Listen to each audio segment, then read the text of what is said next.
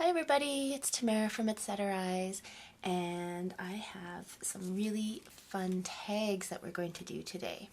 These have a little window in them that's see-through, and I've used some pressed flowers inside that window. I just think they look so pretty. So these ones I did with two different kinds of book pages. This book page is from a botanical book, and it's no, sorry, this one's from a bird book, not that it matters, but it's just got a slight bit of gloss on it. And then this is from my French novel that I've shown you before, and it's much more matte, and that's the effect you get. So I wanted to do one more, and I wanted to try doing it a little bit differtly. So I've got some paint chips that I've used, and these are about 3 by 5, I think. 1, 2, 3, 4, 5. So the first thing we're going to do is make this tag shape, and all I do, it's nice when it's an even amount across, because I'll just go so that the middle section here is, so this is 1 inch, and this is this is 1 inch, and then this is taken a 1 inch square off, or I should say a triangle, off the corner. So it's just corner to corner like that. Okay, I don't know if any of that made any sense, but just make a tag shape. How about that? And if you have a cutting machine, go ahead and use your cutting machine, because this will be 10 times easier, because you can make all of the layers exactly the same, but I think this method will work just as well. So I've got a punch. This is from EK Success, and this I got ages ago, came with a bunch of stamps, and all I'm doing is I'm putting this so that the bottom is hitting the bottom here on the punch, and then punching it out. And you don't have to have a fancy flower shape. It can be square or circle or anything you want. Okay, so now I've got my basic shape. Now what I want to do is, let's see here, I'm going to cut my layers out of my paper. So on this one, I have a little bit of brown packing paper, and I'm going to use that. I'm just going to stick it right in the middle there. And I'm doing this really old school. I'm just going to trace around it with a pencil, and then I'm going to cut it out with scissors. But like I said, if you have a cutting machine, go ahead and use your cutting machine. Now, you don't have to cut out that, of course. Just need to cut the base shape.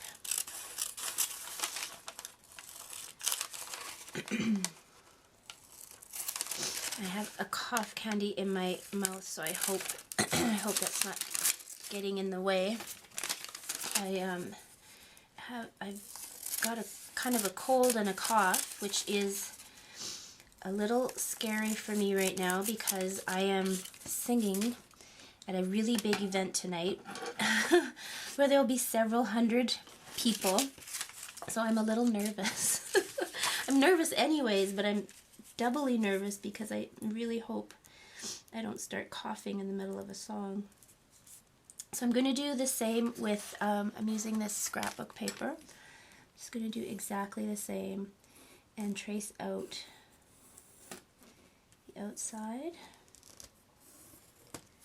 And I lined it up with the edges so I can have a few less cuts to make. And of course, by marking it on the back of the paper, I don't run the risk of seeing that pencil on the outside of the tag. Okay, now I want to get that that punch in here, so I'm just going to do the same thing, and luckily I can line up that bottom piece of the paper and punch. And of course, you're going to keep that because you'll use it for something. Let's see. That's pretty good fit. Pretty good. Now, this paper is pretty thin. I don't know, not even sure if this is going to work or not. Let's see. There we go. You just have to be patient, I guess. All right, let's see. Yay! And gently, gently take it out. There we go. Now, will that fit? Let's see. We will make it fit. I think it'll fit. And I think just to be on the safe side, because this is my paint chip. It has, it's so white. I'm just going to ink the edges of my little cutout here, just in case they happen to peek through outside of my paper. I don't want that white showing. Now, obviously, maybe I should have used, I could have used one that was a little bit darker color, but this is just as easy to do. Okay, now, the secret to this project is that, I don't know if you can see that, but I've got a piece of acetate here. And I'm just going to cut a couple of little squares of this. Now you can get, this is, I got this at a garage sale or something. This is the kind of thing that people used to use back in the 80s when they used to do overhead transparencies, before we had projectors and smart boards and all that kind of thing. Whoops. So you can use, that's what I'm using. You just want to make sure that your square is going to be big enough to cover your hole. But I was thinking, like, where else can you get this if you don't have access to that, to real acetate? You can use packaging. So lots of stuff comes with a clear package in it. You can use that. And it doesn't have to be super clear either. You could use wax paper or freezer paper or that kind of thing. Just get creative. Okay, so the first thing I'm going to do, I'm going to get out my trusty glue stick here, and I'm going to put some glue all around my little cutout. And make sure to come out a little bit more on the corners. And I'm going to lay down one piece of acetate. There we go. And just keep it nice and flat. And now flip it over. And now comes the fun part. I have a whole container here full of flowers that I have picked and dried out. So I just need to go through, and I probably should have did this before I turned the camera on. Oh, I think I'll just use that nice little, what is that? It's like a little violet or something. There. That's what we'll do. And if you followed me for any amount of time, you'll know I have a pretty simple style. So I like to keep the focus on one thing. So I'm just going to put a tiny, tiny bit of glue on that just to keep it in place. You don't need a lot. Just get it to stick down there. And now I'm going to go back around. Now this is, remember, this is on the other side. And I'm going to put some more glue around the outside of my cutout. And I'm going to put the second piece of acetate right over top. And that holds whatever you're putting in there. Now again, you might not have pressed flowers because we're going into winter, so you might not have saved your flowers from a garden. Maybe you don't even have access to a garden. So again, just have fun, and maybe you could put confetti in there, you could put glitter in there, you could cut out some little butterflies, you could put that in there, whatever you want. Just have fun with it. Okay, so next thing I'm going to do, I'm just going to find some scrap paper here, because I want my glue to go all over, right up close to the window, and then all over the rest of the tag. And I'm going to start adding my layers. So we'll start with this gorgeous butterfly layer. There we go. Make sure it's on there. And I can see I'm going to probably have to do just a tiny bit of a trim on the sides, and that's okay.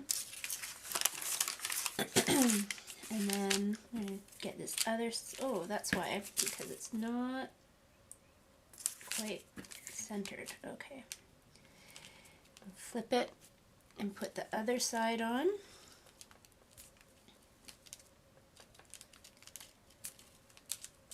Right up to the edge. Now, let's see here. Let's get this even.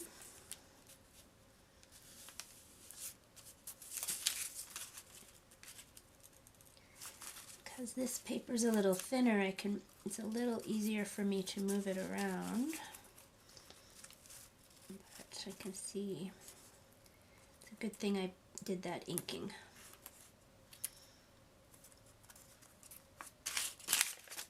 Put it out of the way. Okay. Oh, I didn't get my corners there. It's okay, we just go back in and make sure they're all down. Now, I can see, I want to do just a couple of little trims here. I can see the back side of the tag.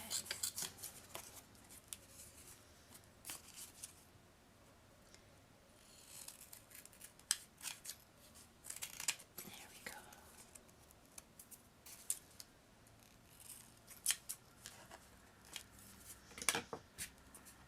Okay, not perfect, but it will do. That's a little better. Okay, so we've got one side with the butterflies and one side here. Okay, so next thing, I want to put a little thing in the top here. So I'll just use my little hole punch. There we go. Oh, and I want to ink the sides, of course. Give it a little bit of aging.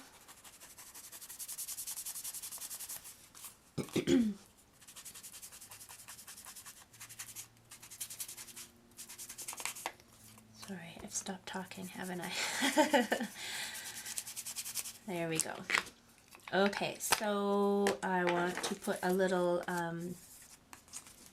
seal or enforcement on the top, and these are just some old hole enforcers I had from back when I was a student in the 80s, and I found them when I was going through all my old junk, and I just took my distressed ink and inked them up. Good idea to always shop your own stuff every once in a while.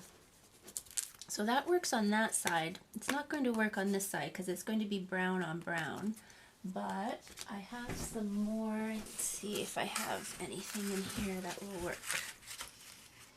That's where I keep my little itsy bitsy little pieces. So I've got one here. I'll just use, and this is because I have one of those punches that punches the reinforcements for you. I'll put that on there. Oh, that's pretty. Okay. So, like I said, I have a pretty simple style, so this is about as far as I go with it. Of course, you can add lace and stamping and anything else you want, but, whoops. Okay, and the last final touch is a little bit of twine. You could use ribbon or lace. This would be a good time to get the lace out. And let's make a little U shape. Stick the two ends through. Part of it didn't go. There we go. And make a little loop. There we go. Ta-da! Very quick and easy. You can make a whole bunch at the same time, and it's a great way to use up your paint chips, which I always seem to have everywhere. Everywhere I look, I find paint chips. So there you go. There's 3 fun and easy and very pretty tags.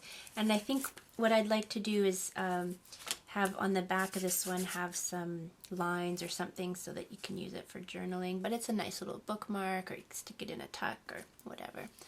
So there you go. So I hope you had fun. I hope this gives you some ideas of things to make for your junk journals. And thanks very much for joining me today. Bye-bye.